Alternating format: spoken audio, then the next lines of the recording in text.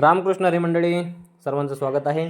सकाळी 5 वाजता उठलो, अंघोळ केली, देवपूजा केली, देवदर्शन घेतलं, राधा राणीचं, कृष्ण भगवंताचं दर्शन घेतलं, छत्रपती शिवाजी महाराजांना मुजरा केला आणि साक्षीला कावीळ झाला होता तर कावीळची माळ टाकण्याकरता वैजापूरमध्ये गेलो.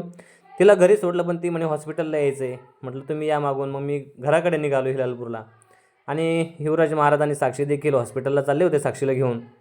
मग जात असताना आधीनं मला पाहिलं, आधी गाडीवरती आली, हसत खेळत घरी पोहोचलो. घरी पोहोचताच ही आजी माझ्यावरती ओरडायला लागली. शेजारी आई बसली होती पण ती काहीच बोलली नाही.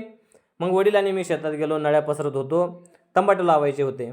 मग नळ्या पसरत असताना काका आले, काकांच्या आमच्या गप्पा झाल्या. वडील म्हणाले तू एक काम कर, पैप घेऊन ये.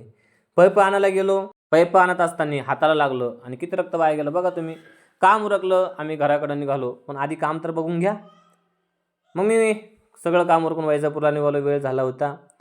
पण घरी गेल्यानंतर आमचा एक पाईप फुटलेला होता. मग राजू भाऊंना बोलवलं, त्यांनी पाईप फिटिंगचं काम सुरू केलं. त्यांच्यासोबत मित्र आलेले होते 2 जण, आमचे आकाश भाऊ देखील होते.